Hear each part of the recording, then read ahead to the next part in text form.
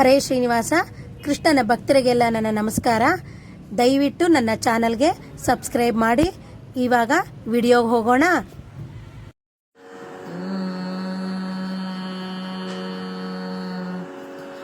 ಬಾರಂಗ ಎನ್ನ ನಾಲಿಗೆಯಲಿ ಸದಾ, ಬಾರಂಗ ಎನ್ನ ನಾಲಿಗೆಯಲಿ ಸದಾ, ಹರಿನಾರಾಯಣ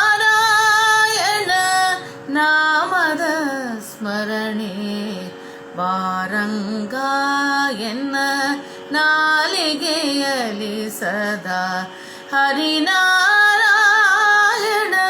ನಾಮದ ಸ್ಮರಣೆ. ಬಾರಂಗ ಶ್ರೀರಂಗ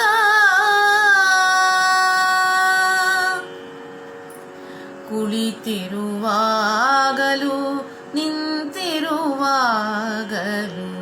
ಹಾಡುವಾಗ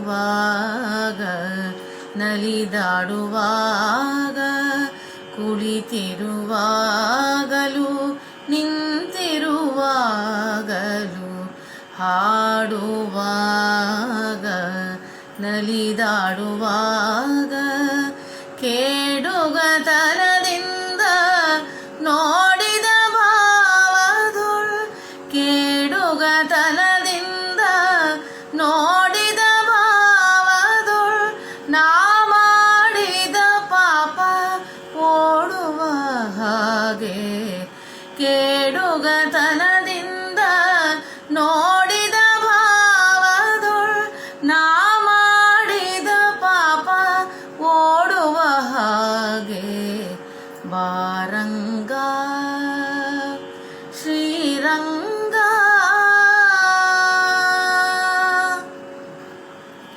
ಕನಸಿನೊಳಾಗಲಿ ಮನಸ್ಸಿನೊಳಾಗಲಿ, ಕನಸು ಮನಸ್ಸಿನಲ್ಲಿ ನಿನ್ನ ನೆನಪಿರಲಿ. ಕನಸಿನೊಳಾಗಲಿ ಮನಸ್ಸಿನೊಳಾಗಲಿ, ಕನಸು ಮನಸ್ಸಿನಲ್ಲಿ ನಿನ್ನ ನೆನಪಿರಲಿ. ಸಂತತ ವರದ ಶ್ರೀ ಪುರಂದರ ವಿಠಲನೆ, ಸಂತತ ವರದ ಶ್ರೀ ಪುರಂದರ ವಿಠಲನೆ, ಸರ್ವಕಾಲಕ್ಕೂ ನಿನ್ನ ನೆನಪಿರಲಿ. ಸಂತತ ವರದ ಶ್ರೀ ಪುರಂದರ ವಿಠಲನೆ, ಸರ್ವಕಾಲಕ್ಕೂ ನಿನ್ನ ನೆನಪಿರಲಿ. ಬಾರಂಗ ಎನ್ನ ನಾಲಿಗೆಯಲಿ ಸದಾ, ಹರಿನಾರಾಯಣ ನಾಮದ ಸ್ಮರಣೆ. ಬಾರಂಗ ಶ್ರೀರಂಗ ಶ್ರೀರಂಗ ಶ್ರೀರಂಗ.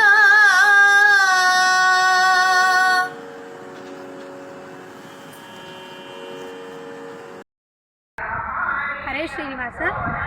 ಇವಾಗೆಲ್ಲ ನೀವು ನೋಡ್ತಾ ಇದ್ದೀರಾ ನೋಡಿ, ಎಷ್ಟು ಚೆನ್ನಾಗಿದೆ ಕೊಳ ಅಂತ. ಏನಪ್ಪ ಇದು, ಏನು ಕೊಳ ತೋರಿಸ್ತಾ ಇದ್ದಾರೆ ಅಂತ ನೀವೆಲ್ಲ ಅಂದ್ಕೊಂಡಿರ್ಬೋದು. ನಾನು ಇವತ್ತು ಮುಳುಬಾಗಿಲು ಕ್ಷೇತ್ರಕ್ಕೆ ಬಂದಿದ್ದೀನಿ. ಯಾರಿದ್ದಾರೆ ಗೊತ್ತಾ? ಶ್ರೀ ಪಾದರಾಜರಿದ್ದಾರೆ, ಶ್ರೀ ಪದ್ಮನಾಭ ತೀರ್ಥರಿದ್ದಾರೆ, ಶ್ರೀ ಲಕ್ಷ್ಮೀ ನರಸಿಂಹದೇವರಿದ್ದಾರೆ, ಹಾಗೆ ಎಲ್ಲ ದೇವತೆಗಳ ಸನ್ನಿಧಾನವೂ ಇದೆ. ಈಗ ಸದ್ಯಕ್ಕೆ ವಿಷಯಕ್ಕೆ ಬರ್ತೀನಿ. ನಾನು ಈ ಕೊಳ ತೋರಿಸ್ತಾ ಇದ್ದೀನಿ. ಈ ಕೊಳದ ಹೆಸರು ಎಲ್ಲರೂ ನರಸಿಂಹ ತೀರ್ಥ ಅಂತ ಕರೀತಾರೆ. ಯಾಕಪ್ಪ ಈ ಕೊಳಕ್ಕೆ ನರಸಿಂಹ ತೀರ್ಥ ಅಂತ ಬಂದಿದೆ, ಕೃಷ್ಣ ತೀರ್ಥ ಅಂತ ಬಂದಿಲ್ಲ, ಇಲ್ಲ ಶ್ರೀನಿವಾಸನ ತೀರ್ಥ ಬಂದಿಲ್ಲ, ಇಲ್ಲ ರುದ್ರದೇವ್ರ ತೀರ್ಥ ಅಂತ ಬಂದಿಲ್ಲ, ಮತ್ತು ಬೇರೆ ಹೆಸರುಗಳ ತೀರ್ಥ ಬಂದಿಲ್ಲ? ಯಾಕೆ ನರಸಿಂಹ ತೀರ್ಥ ಅಂತ ಮುಳುಬಾಗಿಲಲ್ಲಿ ಈ ಕೊಳಕ್ಕೆ ಹೆಸರು ಬಂದಿದೆ ಅಂತ ಯಾರಿಗೂ ಗೊತ್ತಿಲ್ಲ ಅಲ್ವಾ? ಕೆಲವ್ರಿಗೆ ಗೊತ್ತಿದೆ, ಆದರೆ ಪಾಪ ಯಾರಿಗೂ ಗೊತ್ತಿಲ್ಲ. ಈಗ ಯಾರು ಬಂದಿದ್ದಾರೆ ಗೊತ್ತಾ ನಮ್ಮ ಜೊತೆಯಲ್ಲಿ? ನೋಡಿ, ನಮ್ಮ ವೀಣಕ್ಕ ಬಂದಿದ್ದಾರೆ. ಅವ್ರನ್ನ ನಾವು ಈ ನರಸಿಂಹ ತೀರ್ಥದ ಬಗ್ಗೆ ಅವ್ರನ್ನ ಕೇಳೋಣ ಅಂತ ಅಂದ್ಕೊಂಡಿದ್ದೀನಿ. ಕೇಳೋಣ, ಬರ್ತೀರಾ? ಹರೇ ಶ್ರೀನಿವಾಸ. ಹರೇ ಶ್ರೀನಿವಾಸ. ನಮ್ಮ ಕೃಷ್ಣನ ಭಕ್ತರಿಗೆ ಯಾಕೆ ನರಸಿಂಹ ತೀರ್ಥ ಅಂತ ಹೆಸರು ಬಂತು ಅಂತ ಹೇಳಬೇಕು. ಅವಶ್ಯವಾಗಿ ಹೇಳ್ತೀನಿ. ಈಗ ನಾವು ಇಲ್ಲಿ ಮುಳುಬಾಗಿಲಿಗೆ ಬಂದಿದ್ದೀವಿ. ವಿಜಯದಾಸರ ಆರಾಧನೆ ಪ್ರಯುಕ್ತ ಇಲ್ಲಿ 7 ಮಠದ ಸ್ವಾಮಿಗಳ ಬಂದಿದ್ದಾರೆ. ಶ್ರೀಪಾದರ ಜೊತೆ ಆ ಎಲ್ಲ ಸ್ವಾಮಿಗಳ ದರ್ಶನ ಅವ್ರ ಜೊತೆ ಇರೋ ಭಾಗ್ಯ ನಮಗೆ ಇವತ್ತು ಸಿಕ್ಕಿದೆ. ಪ್ರಸಾದ ಎಲ್ಲ ಸಿಕ್ಕಿದೆ. ಇದಕ್ಕೆ ನರಸಿಂಹತೀರ್ಥ ಅಂತ ಯಾಕೆ ಅಂತಾರೆ ಅಂದರೆ, ಅಕ್ಷೋಭ್ಯ ತೀರ್ಥರು ಇಲ್ಲಿ ನರಸಿಂಹದೇವರನ್ನು ಅಂಗಾರದಲ್ಲಿ ಬರೆದು ಅವರನ್ನು ಒಲಿಸಿಕೊಂಡು ಅಲ್ಲಿ ನರಸಿಂಹದೇವರು ಒಡಮೂಡಿದರು. ಮತ್ತು ನರಸಿಂಹದೇವರು ಅಂತಂದರೆ ಬೇರೆ ಅಲ್ಲ, ತ್ರಿವಿಕ್ರಮ ರೂಪಿ ಪರಮಾತ್ಮ ಅಂದರೆ ಬೇರೆ ಅಲ್ಲ. ತ್ರಿವಿಕ್ರಮ ರೂಪಿ ಪರಮಾತ್ಮನ ಪಾದದ ಹೆಬ್ಬಟ್ಟಿನ ಉಗುರಿನ ಸ್ಪರ್ಶದಿಂದ ಬಂದ ಗಂಗೆ ಎಲ್ಲಿ ಭಗವಂತ ಇರ್ತಾನೋ ಅಲ್ಲಿ ಗಂಗಾಜನಕ ಇರ್ತಾನೋ ಅಲ್ಲಿ ಗಂಗೆ ಬರಲೇಬೇಕಲ್ವಾ. ಗಂಗಾಜನಕ ಇಲ್ಲಿ ಬಂದ ಮೇಲೆ ಇಲ್ಲಿ ಗಂಗೆ ಬಂದು ನೆಲೆಸಿದ್ದಾಳೆ. ಅದಕ್ಕೆ ಈ ನರಸಿಂಹದೇವರು ಒಡಮೂಡಿ ಗಂಗೆ ಬಂದದ್ರಿಂದ ಇದಕ್ಕೆ ನರಸಿಂಹತೀರ್ಥ ಅಂತ ಹೆಸರು ಬಂದಿದೆ. ಹರೇಶ್ವರ. ಈಗ ನಿಮ್ಗೆಲ್ಲರಿಗೂ ಕೂಡ ನಾನು ಪ್ರೋಕ್ಷಣೆ ಮಾಡ್ತೀನಿ, ಮಾಡಿಸ್ಕೊಳ್ತೀರಾ ಅಲ್ವಾ?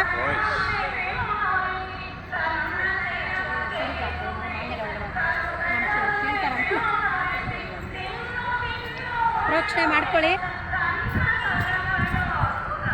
ನಾನು ಮಾಡ್ಕೊಳ್ತೀನಿ. ವೀಣಕ್ಕ ನಿಮಗೂ ಹಾಕ್ತೀನಿ. ನಿಮ್ಮೆಲ್ಲರಿಗೂ ಒಳ್ಳೆಯದಾಗಲಿ. ಮೈಸೂರು ರಾಮಚಂದ್ರಾಚಾರ್ಯರು ವಿಜಯದಾಸರ ಆರಾಧನೆ ಮಾಡ್ತಾ ಇದ್ದಾರೆ, ನಿಮ್ಗೆಲ್ಲರಿಗೂ ಗೊತ್ತಿದೆ. ಪಾಪ ಕೆಲವ್ರಿಗೆ ಮನೇಲೇ ಇರೋರಿಗೆ ನಾನು ಈ ವಿಡಿಯೋ ಮಾಡ್ತಾಯಿದ್ದೀನಿ. ಆಮೇಲೆ ನಾನು ಕೆಲವೆಲ್ಲ ಏನೇನು ಅವರು ಎಷ್ಟು ಚೆನ್ನಾಗಿ ಸಂಭ್ರಮದಿಂದ ಅವರು ಆಚರಣೆ ಮಾಡ್ತಾ ಇದ್ದಾರೆ ಅನ್ನೋದನ್ನು ಸ್ವಲ್ಪ ವಿಡಿಯೋ ಮುಖಾಂತರದಿಂದ ನಾನು ತೋರಿಸ್ತೀನಿ. ಹರೇ ಶ್ರೀನಿವಾಸ. ಹರೇ ಶ್ರೀನಿವಾಸ. ಹರೇ ಶ್ರೀನಿವಾಸ. ಈ ಮುಳ್ಬಾಗಿಲಿಗೆ ತಿರುಪತಿಗೆ ಮೂಡಲು ಬಾಗಿಲು ಅಂತ ಕರೀತಾರೆ. ನೀವು ತಿರುಪತಿಗೆ ಹೋಗಬೇಕಾದ್ರೆ ಒಂದು ಅರ್ಧ ಗಂಟೆ ಇಲ್ಲಿ ಇಳಿದು ಶ್ರೀಪಾದರಾಜರ ದರ್ಶನ ಮಾಡಿಕೊಂಡೇ ಹೋಗಬೇಕು. ಮತ್ತು ಶ್ರೀಪಾದರಾಜರ ಆರಾಧನೆಗೆ ತಿರುಪತಿಯಿಂದ ವಸ್ತ್ರವನ್ನು ಸಮರ್ಪಣೆ ಮಾಡ್ತಾರೆ ಪ್ರತಿ ವರ್ಷ.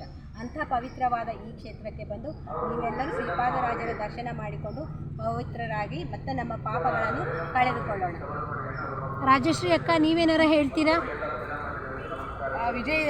ವಿಜಯದಾಸರಂಥ ಮಹಾತ್ಮರ ಆರಾಧನೆಯನ್ನು ಪ್ರತಿ ವರ್ಷ ನಮ್ಮ ಮೈಸೂರು ರಾಮಚಂದ್ರಾಚಾರ್ಯರು ಅನೇಕ ಪುಣ್ಯಕ್ಷೇತ್ರಗಳಲ್ಲಿ ಹಮ್ಮಿಕೊಂಡು ಬಹಳ ವಿಜೃಂಭಣೆಯಿಂದ ದಾಸರ ಕೃಪೆಗೆ ಎಲ್ಲರೂ ತಾವೊಬ್ಬರೇ ಅಲ್ಲ ಎಲ್ಲರೂ ಪಾತ್ರರಾಗಬೇಕು ಅನ್ನೋದು ಅವರ ದೊಡ್ಡ ಮಹಾ ಅಭಿಲಾಷೆ. ಇಂಥ ಒಂದು ಸುಸಂದರ್ಭದಲ್ಲಿ ಇವತ್ತು ನಮಗೆ ಅತ್ಯಂತ ಸಮೀಪ ಇರುವಂಥ ಬೆಂಗಳೂರಿನ ಜನತೆ ನನಗೆ ತಿಳಿದ ಮಟ್ಟಿಗೆ ಸಾಕಷ್ಟು ಭಕ್ತರಿದ್ದಾರೆ ಬೆಂಗಳೂರಿನಲ್ಲಿ. ಅವ್ರಿಗೆಲ್ಲ ಇದೊಂದು ಮಹತ್ತರವಾದಂಥ ಒಂದು ಅವಕಾಶವನ್ನು ಕಲ್ಪಿಸಿಕೊಟ್ಟಿದ್ದಾರೆ ನಮ್ಮ ಮೈಸೂರು ರಾಮಚಂದ್ರಾಯರು. ಅವ್ರಿಗೆ ನಾನು ಅತ್ಯಂತ ಧನ್ಯವಾದಗಳನ್ನು ಹೃತ್ಪೂರ್ವಕವಾಗಿ ಹೇಳಲು ಇಷ್ಟಪಡ್ತೀನಿ. ಅಂಥ ಒಂದು ಮಹಾನುಭಾವರ ಒಂದು ಈ ಕಾರ್ಯಕ್ರಮ ಹಮ್ಮಿಕೊಂಡಿದ್ರಿಂದ ಅನೇಕ ಜನರು ಇವತ್ತು ಇಂಥ ಕ್ಷೇತ್ರಕ್ಕೆ ಬಂದು ಕೇವಲ ವಿಜಯದಾಸರ ಸ್ಮರಣೆನೇ ಅಲ್ಲ, ಅದ್ರ ಜೊತೆಗೆ ಶ್ರೀಪಾದರಾಜರ ಮಹಿಮೆ ಅಷ್ಟೇ ಅಲ್ಲ, ಅನೇಕ ಒಂದೇ ಕ್ಷೇತ್ರದಲ್ಲಿ ಅನೇಕ ಯತಿವರೇಣ್ಯರನ್ನ ದರ್ಶನ ಮಾಡುವಂತಹ ಭಾಗ್ಯವನ್ನು ಒದಗಿಸ್ಕೊಟ್ಟಿದ್ದಾರೆ. ಅದರ ಜೊತೆಗೆ ಮಹಾನ್ ಘಟಾನ್ಘಟಿ ಪಂಡಿತರುಗಳು ಬಂದಿದ್ದಾರೆ.